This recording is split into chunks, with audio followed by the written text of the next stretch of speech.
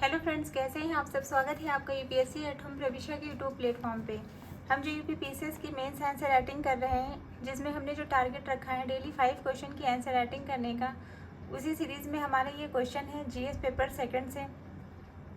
Question को हम start करते हैं। भारतीय न्यायिक ढांचे में विद्यमान विभिन्न प्रकार की रिटों को सूचीबद्ध कीजिए और इसके उपचारात्मक महत्व को स्पष्ट कीजिए। क्वेश्चन को एक बार फिर से देखेंगे। क्वेश्चन में क्या पूछा गया है कि भारतीय न्यायिक ढांचे में विद्यमान विभिन्न प्रकार के रिटों को सूचीबद्ध कीजिए और इनके उपचारात्मक महत्व को स्पष्ट कीजिए। तो सबसे पहले हम इसका इंट्रो देखेंगे। इंट्रो में क्या है, इंट्रो में हमने बताया है कि रिट न्यायालय का एक उपकरण या आदेश है जिसके उपयोग से वह किसी व्यक्ति या अधिकारी या प्राधिकारी को किसी कार्य को करने या उससे दूर रहने का निर्देश देता है। रिट के माध्यम से जो क्या किया जाता है, रिट रिट न्यायालय का एक ऐसा उपकरण है या ऐसा आदेश है जिसके माध्यम से किसी व्यक्ति को या किसी अधिकारी को प्राधिकारी को किसी कार्य को करने के लिए या उसे उससे दूर रहने का निर्देश दिया जाता है। यह भारतीय संविधान के अनुच्छेद 32 और 226 मौलिक अधिकारों के प्रवर्तन के लिए संवैधानिक उपचार के अधिकार का प्रावधान करते हैं। आर्टिकल 32 के अंतर्गत जो है ये पावर जो दी गई है वो सुप्रीम कोर्ट को है, और आर्टिकल 226 के अंतर्गत ये पावर जो दी गई है हाई कोर्ट को है।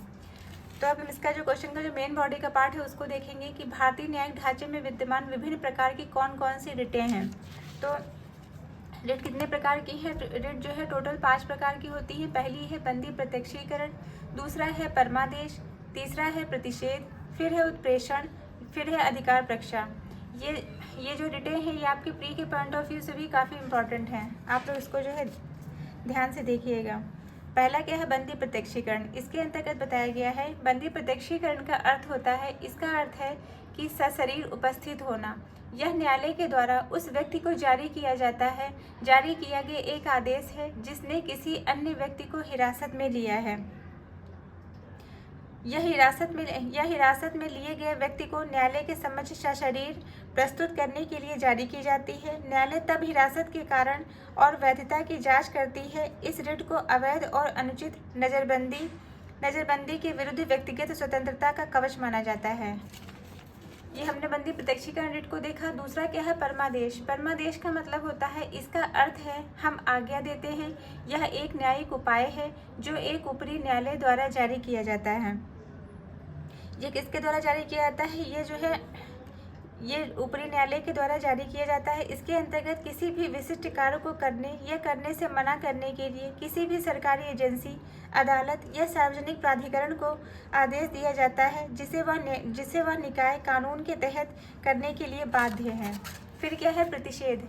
इसके अंतर्गत बताया गया है, इसका अर्थ है निषेध करना। ऊपरी न्यायालय, उच्च न्यायालय द्वारा जो है निचली अदालतों एवं जो है निचली अदालतों या अधिकारी को जारी की जाती है। यह किसके द्वारा जारी की जाती है, यह उच्च न्यायालय के द्वारा जो है निचली अदालतों को जारी की जाती है।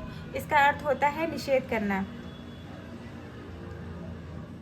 जिसमें उन्हें अपने अधिकार क्षेत्र का अतिक्रमण करने से रोका जाता है। मतलब जो कोई ऐसा कार्य करने से रोका जाता है जो निचली अदालतों के अधिकार क्षेत्र के अंतर्गत नहीं आता है।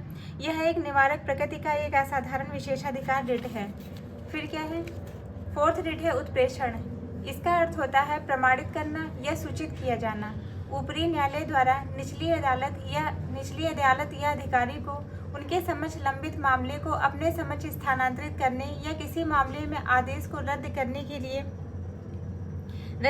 लिए जारी किया जाता है। यह अधिकार क्षेत्र से अधिक या अधिकार क्षेत्र की कमी या विधि की त्रुटि के आधार पर जारी किया जाता है। मतलब अगर जो है कोई मामला किसी के समक्ष जो है लंबित है, उसको जो है उस कोर्ट को ये पावर नहीं दी गई है कि वो उसके अधिकार क्षेत्र में आता हो, तो वह जो है क्या कर सकता है, वो उसको ट्रांसफर कर सकता है। फिर क्या है, अधिकार प्रक्षा। इसके अंतर्गत इसका शाब्दिक अर्थ होता है किस अधिकार या वारंट द्वारा और न्यायालय द्वारा किसी सार्वजनिक कार्यालय के व्यक्ति के दावे की वैधता की जाँच करने के लिए जारी किया जाता है, जिसमें जो है किसी व्यक्ति के द्वारा सार्वजनिक कार्यालय के अवैध उपयोग करने को रोका जाता है। इसके अंतर्गत ये हम अधिकार प्रक्षा को देख लिया। ये हमने 5 प्रकार की जो रिटें हमारी हैं उसको हमने देखा है। अब रिट के उपचारात्मक महत्व क्या है?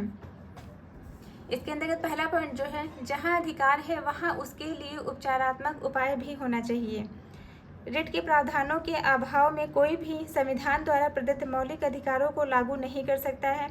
यह प्रशासनिक कार्रवाई के न्यायिक पुनर्विलोकन की गारंटी नहीं दे सकता है।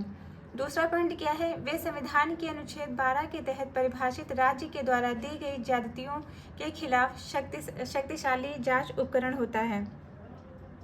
इसका उदाहरण हम देख सकते हैं, सुप्रीम कोर्ट ने एक कृपक बनाम भारत संघ के मामले में उत्प्रेषण का प्रयोग किया, जिसमें चयन प्रक्रिया को पूर्वाग्रह के आधार पर रद्द कर दिया गया था।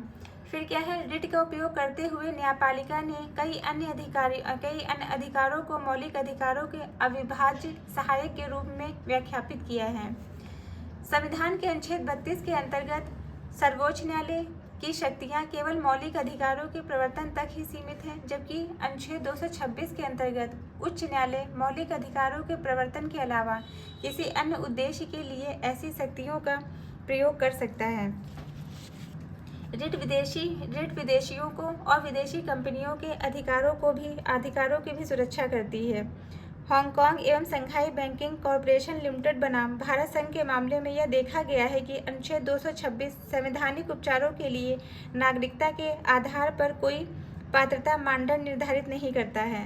तो ये हमने रिट के उपचारात्मक महत्व को देख लिया। अब हम इसका कंक्लूजन देखेंगे।